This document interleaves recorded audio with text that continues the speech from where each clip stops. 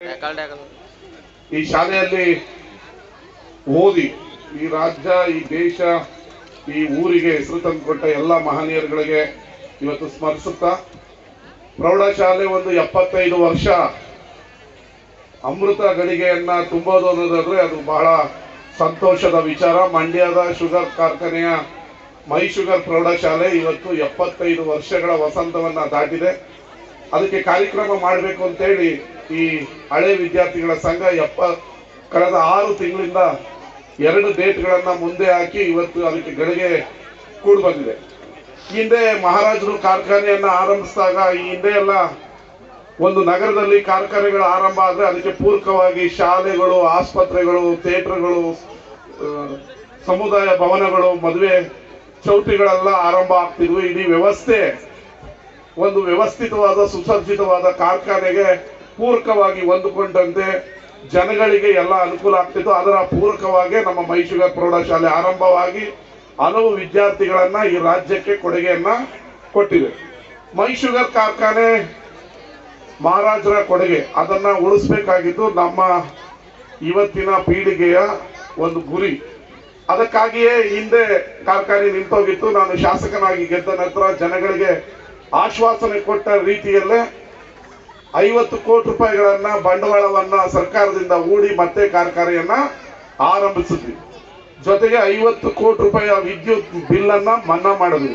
ಬಹಳ ವರ್ಷಗಳ ನಂತರ ನಮ್ಮ ಶಿವಲಿಂಗಯ್ಯ ಅವರು ಹಳೆ ಕಾರ್ಖಾನೆಯ ನಿವೃತ್ತ ನೌಕರರೆಲ್ಲ ನಮ್ಮ ಮೇಲೆ ಒತ್ತಡ ಹಾಕಿ 3.5 ಕೋಟಿ ರೂಪಾಯಿ ಅಷ್ಟು ಹಿಂದೆ ಏನು ನೌಕರರಿಗೆ ಬರಬೇಕಾಗಿತ್ತು ಬ್ಯಾಲೆನ್ಸ್ ಅನ್ನು ಕೂಡ ಕೊಡಿಸಿದ್ದಾರೆ. 20 ವರ್ಷದಿಂದ ಆಗದೇ ಇರೋ ಕೆಲಸಗಳೆಲ್ಲ ಈಗ ಆಗಿದೆ. ನಾನು ಎಲ್ಲರ ಭಾಷಣವನ್ನ ಕೇಳ್ತಾ ಇದ್ದೆ, ಅದಾಗಿದೆ, ಇದಾಗಿದೆ, ಅದಾಗಿದೆ ಅಂತ. ಬೆಳಗ್ಗೆ ಕೂಡ ಕೆಲವರು ಭಾಷಣವನ್ನ ಕೇಳಿದೆ, ಚಿಂತನೆ ಮಾಡ್ತಾ ಇದ್ದೀನಿ ಅಂತ. ಓಟ್ ಹಾಕಿಸ್ಕೊಂಡು ಇನ್ನೂ ಚಿಂತನೆ ಮಾಡ್ತಾನೆ ಇದ್ರೆ ಈ ಊರು ಮುದ್ದಕ್ಕೆ ಹೋಗಲ್ಲ.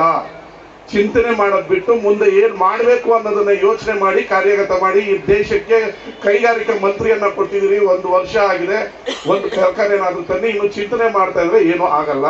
ನಾನು ಬಂದ ಮೇಲೆ 1,000ದಿಂದ 2,000 ಉದ್ಯೋಗವನ್ನ ಸೃಷ್ಟಿ ಮಾಡಿದ್ದೀನಿ. ಈಗ ಈ ಕಡೆ ಏನದು ಡಿಮಾರ್ಟ್ ಬಂದಿದೆ, 500 ಜನಕ್ಕೆ ಉದ್ಯೋಗ ಕೊಟ್ಟಿದ್ರೆ. ಜೋಡೋ ಬಂದಿದೆ, ಬಿಗ್ ಬಜಾರ್ ಬಂದಿದೆ, ಆ ಮಕ್ಕಳದು ಒಂದು ಶೋರೂಮ್ ಬಂದಿದೆ. ನಾನೇ ಒಂದು ಮಾಲನ್ನ ಉದ್ಘಾಟನೆ ಮಾಡಿದೆ. ಥಿಯೇಟರ್ ಬರ್ತಾ ಇದೆ. ಇಲ್ಲಿ ನಿಮಗೆ ಗೊತ್ತಿಲ್ಲದೇನೆ 1,000ರಿಂದ 2,000 ಉದ್ಯೋಗ ಮಂಡ್ಯದ ಯುವಕರಿಗೆ. ಬೇರೆ ಊರವರೆಲ್ಲ ಯಾವುದೋ ಕಾರ್ಪೊರೇಟ್ ಕಂಪನಿ ತಂದ್ರೆ ಬೇರೆ ಊರವ್ರು ಬಂದ್ ಮಾಡಿದ್ರು ಅಂತ 2,000 ಉದ್ಯೋಗವನ್ನ ಸೃಷ್ಟಿ ಮಾಡಿದ್ದೀವಿ. ಏನಕ್ಕೆ ಸೃಷ್ಟಿ ಮಾಡಿದ್ವಿ? ಇನ್ಫ್ರಾಸ್ಟ್ರಕ್ಚರ್ ಕೊಟ್ಟಿದ್ವಿ. 800 ಕೋಟಿ ರೂಪಾಯಿಯನ್ನ ಇಲ್ಲಿವರೆಗೂ 2 ವರ್ಷದಲ್ಲಿ ಮಂಡ್ಯಕ್ಕೆ ತಂದಿದ್ದೇನೆ. ಅತಿ ಅಮೂಲ್ಯವಾದ ರಸ್ತೆಯನ್ನ ಮಾಡ್ತಾ ಇದ್ದೀನಿ. ನಿಮ್ ಕಣ್ಮುಂದೆನೆ ಕಾಣ್ತಾ ಇದೆ.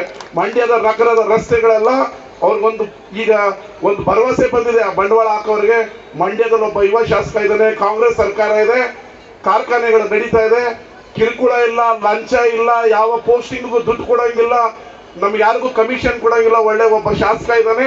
ಇಲ್ಲಿ ನಾವು ಬಂಡವಾಳ ಹೂಡೋದ್ರಿಂದ ನಮಗೆ ವ್ಯಾಪಾರ ಆಗ್ತದೆ. ಮೊನ್ನೆ ಒಂದು ಸಾಹಿತ್ಯ ಸಮ್ಮೇಳನ ಮಾಡಿದ್ವಿ, 10 ಲಕ್ಷ ಜನ ಬಂದು ಹೋದ್ರು. ಅದ್ರ ವ್ಯಾಪಾರ ಯಾರಿಗಾಯ್ತು? ಆಟೋದವ್ರನ್ನ ಕೇಳ್ತಾ ಇದ್ದೆ ನಾನು ಸುಮ್ಮನೆ, ನಿಮ್ಗೆ ಎಷ್ಟು ಒಂದು ದಿನಕ್ಕೆ 5,000 ರೂಪಾಯಿ ಆಯ್ತು ಅಂತ ಹೇಳಿದ್ರು. ಇದನ್ನ ಮಾಡ್ಬೇಕಾಗಿರೋದು ಚಿಂತನೆ ಮಾಡ್ಕೊಂಡು 5 ವರ್ಷ ದಾಟದ್ಮೇಲೆ ಚಿಂತನೆ ಮಾಡಿದ್ರೆ ಇಲ್ಲಿ ಏನು ಆಗಲ್ಲ. ಓಟು ಎಮೋಷನಲ್ ಆಗ್ತಾರೆ. ಎಮೋಷನಲ್ ಹಾಕದ ಮೇಲೆ ನಾವೇನು ಕೊಡುಗೆ ಕೊಟ್ಟಿದ್ದೀವಿ ಅನ್ನೋದು ಮಾತ್ರ ನಿಲ್ಲದು. ಅದರಲ್ಲಿ ನಮ್ಮ ಶಂಕರ್ ದೇವನೂರವ್ರು ಒಂದು ಮಾತು ಹೇಳಿದ್ರು, ನಾವು ಗೆಲ್ತೀವೋ ಸೋಲ್ತೀವೋ, ಅಧಿಕಾರದಲ್ಲಿ ಇರ್ತೀವೋ, ಏನು ನಾವು ನೆಟ್ಟಿದೀವಿ ಅನ್ನೋದು ಮಾತ್ರ ಉಳ್ಕೊಳ್ಳುತ್ತೆ. ಚಿಂತನೆ ಮಾಡೋದು ಉಳ್ಕೊಳ್ಳಲ್ಲ. ಚಿಂತನೆ ಮಾಡ್ತಿದ್ರು ಮಲ್ಕೊಂಡಿದ್ರು ಅಂತ ಮಾತಾಡ್ತಾರೆ. ನಾವು ಮಾಡಿರೋದು ಶಾಶ್ವತವಾಗಿ ಅಡಿಗಲ್ಲು ನಿಂತ್ಕೊಳ್ಳುತ್ತೆ. ನಿಮ್ಮ ಕೈಲಿ ಅಧಿಕಾರ ಇದೆ, ದೇಶದ ಕೈಗಾರಿಕಾ ಮಂತ್ರಿ ಆಗಿದ್ರೆ ಚಿಂತನೆ ಇನ್ನೂ ಮಾಡಬೇಡಿ. 1 ವರ್ಷ ಆಗಿದೆ. ಚಿಂತನೆಯನ್ನು ಸಹಕಾರಗೊಳಿಸಿ ಕಾರ್ಖಾನೆಯನ್ನ ತಂದು ಹುಡುಗರಿಗೆ ಕೆಲಸವನ್ನ ಕೊಡಿ. ಇರೋ ಶುಗರ್ ಕಾರ್ಖಾನೆಗೆ ನೀವು ಕೇಂದ್ರ ಸರ್ಕಾರದಿಂದ ಏನಾದ್ರು ಕೊಡಿ. ಬರೀ ಬಂದು ಹೋಗಿ ಮೈಕ್ ಸಿಕ್ತು ಅಂತ ರಾಜ್ಯ ಸರ್ಕಾರನ್ನ ಇರೋರ್ನೆಲ್ಲ ಬೈದು ಹೋಗಿ ಬೈಯೋ ಸ್ವಾಮಿ ಆಗ್ಬೇಡಿ. ನೀವು ಏನಾದ್ರೂ ಮಾಡಿ ಊರನ್ನು ಅಭಿವೃದ್ಧಿ ಮಾಡಿ. ನಾವೆಲ್ಲ ನಿಮ್ಗೆ ಸಾಥ್ ಕೊಡ್ತೀವಿ. ನಾವ್ ಯಾರು ನಿಮ್ಮನ್ನ ಕಟ್ಟಾಕಲ್ಲ, ಕೈ ಇಳಿಯಲ್ಲ. ನಿಮ್ಮ ಹತ್ರ ಅಧಿಕಾರ ಇದೆ. ದೇಶದ